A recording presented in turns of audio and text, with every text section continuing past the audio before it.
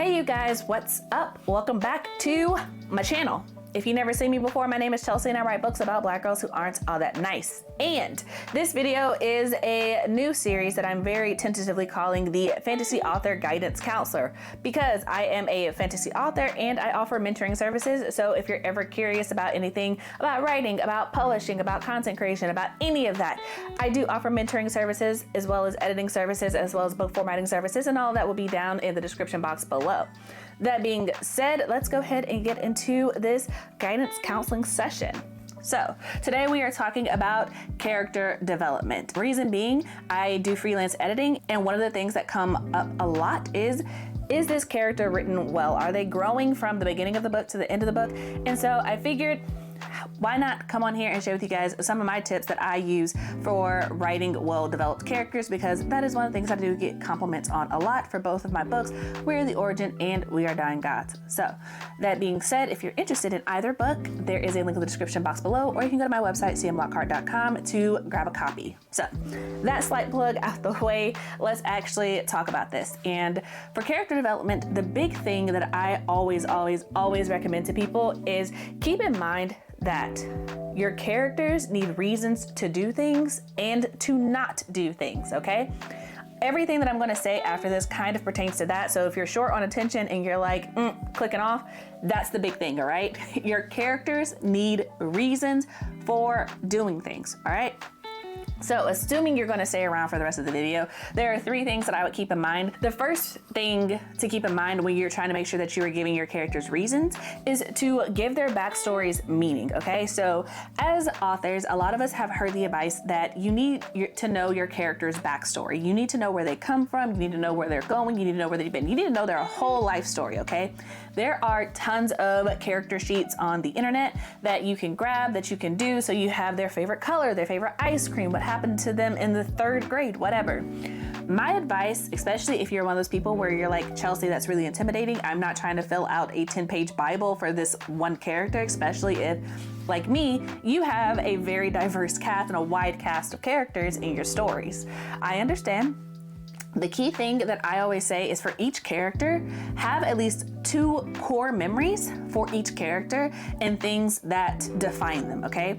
And what I mean by that is, for my main character, Brandy, in We Are the Origin, 2 of her core memories are when she lost her parents and when she was brought into the queendom as an assassin. Those are 2 of her core memories that kind of shape who she is and who she becomes, so that when you see her as an adult at 21, you understand why she's an assassin. You understand why she thinks the way that she does. You understand why she's doing what she's doing. See what I did there? I gave her reasons for doing things and for not doing things, such as being open or, you know, being super friendly towards people. Even though she's meeting new people in the book, she's not an open type of character. She's very closed off, she's very guarded, she's very reserved.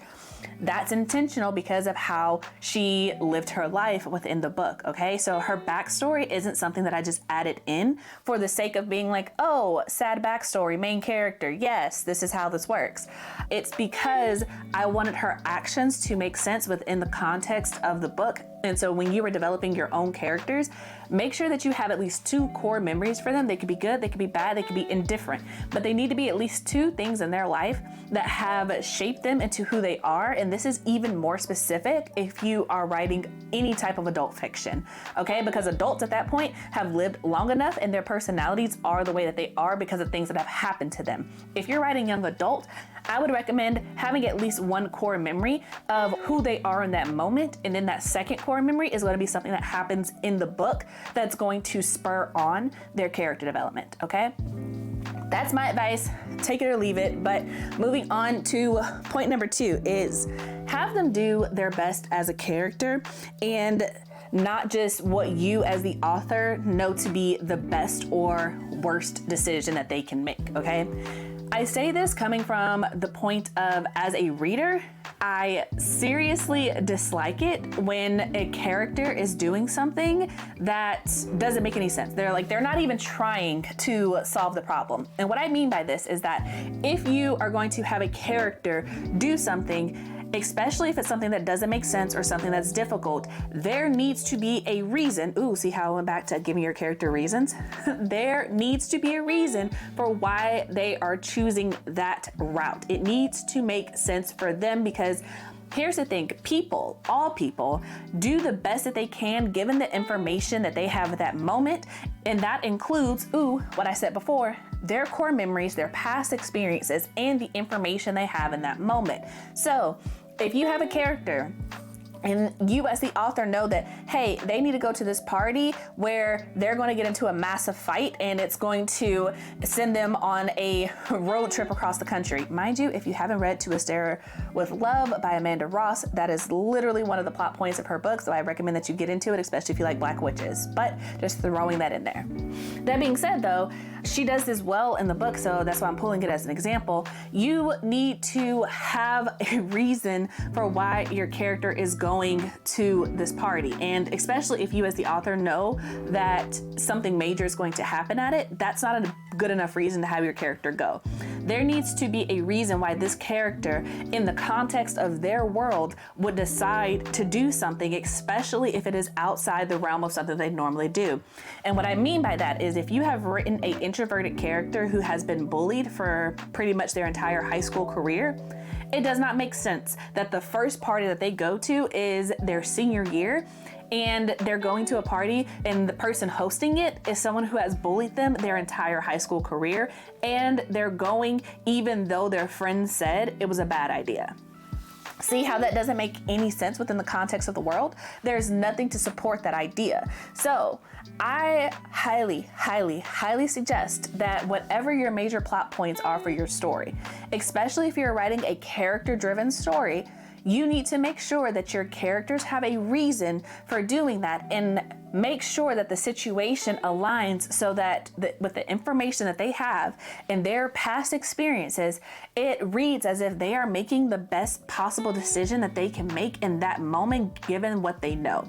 No one is actively going to walk into a situation where they know they are going to be hurt, where they're going to be betrayed, where they are going to inadvertently become the main character of a story, because to be the main character, some bad stuff has to happen.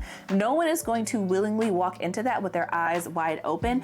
And if they do, that needs to be explained and included in the context of who your character is from the very beginning. If your character's whole identity is they literally find the worst possible decision that they can make in a situation because they're punishing themselves, okay, well, that's within the context of their world and it makes sense. But the point here that I'm trying to make is that everything has to make sense in the long run. Which brings me to point number 3, which is give your characters intentions, okay? Just like in the real world, especially speaking from an American context, right? You know, in the new year, a lot of us make resolutions. A lot of us hit moments in our life where we're like, okay, I want to be someone different. I want to evolve to the next stage of my life. I want to do something different, okay? Everybody has a moment where they're like, you know what? I don't want to do this anymore. Or if you've spent any time on the internet, and if you haven't, you can take me at my word, or you can go visit literally any, psychology side of TikTok, Twitter, Instagram, whatever. And you will see that part of being an adult, part of growing, is taking a step back, looking at your life and being like, okay, this is what I want to do going forward. It's literally the entire intent behind setting goals, behind saying I want to accomplish things, behind saying this is where I want to be in 5 years, okay?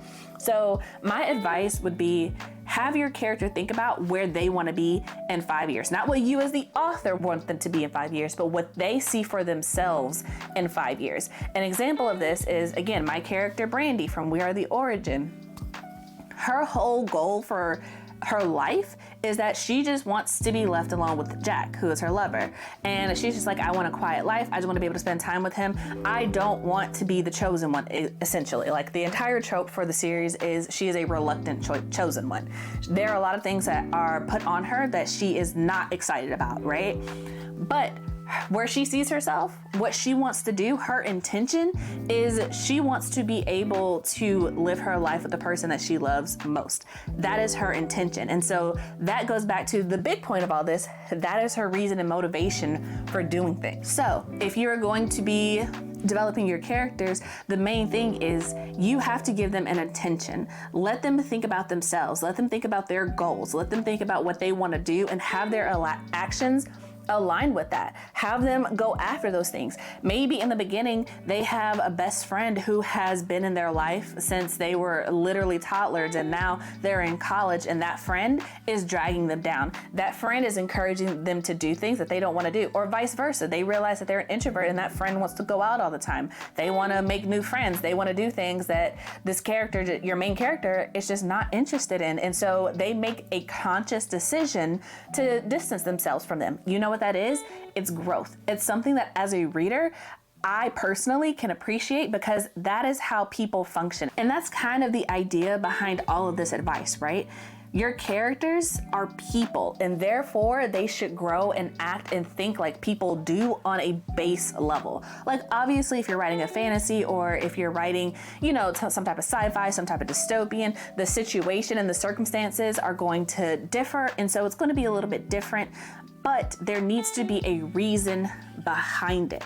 So those are kind of like my main points for character development that I think you should keep in mind. But if you need the short version because you're like, Chelsea, I did not watch that whole video, give me the highlights. If you're trying to develop your characters, you need to keep in mind that you need to give them reasons for doing things and for not doing things. And in order to do that, there are three main things to keep in mind. One, you need to make sure that you're giving their backstories meaning, so that you're not just writing something and being like, oh, this is their tragic backstory. That tragic backstory needs to influence what they do and do not do in the story, so that the reader can empathize with them and understand why they are doing what they're doing. Point number two is that they need to do their best as a character, giving the information that they have in the moment and based off of the things that have happened in their past. Because when people navigate through life, they do their best given what they know in the moment, okay? So your characters need to do the same thing. They don't need to make bad decisions just for the sake of making bad decisions and moving along the plot. If they're going to make a bad decision that you as the author and as the reader recognize as a bad decision, they need to have a compelling reason within the book for making that bad decision. Otherwise, it's just bad writing. And point number three is you need to make sure that you are giving your characters intentions for themselves, meaning they need to have goals for themselves that are not put on them because of you as the author. Meaning that if you as the author know that at the end of the book, your character is going to be the hero who saves the world and has this giant parade, that may not be the character's intention for themselves. Their intention may be, I want to be a better person. I want to be a person that somebody looks up to. I want to be brave. Whatever their intention is for themselves, you need to know what that is, because that is also going to give them motivation and give them reasons for doing what they do. So that's kind of my take on character development. If you guys like this kind of format, this kind of advice, let me know and I will do more content like this. But yeah, that's pretty much it. If you watched to the end of the video, then please drop a little pin emoji in the description box below, or leave some type of comment so that I know that you watched. And yeah, like, comment, subscribe, do all those things that you like doing, know what to do, etc.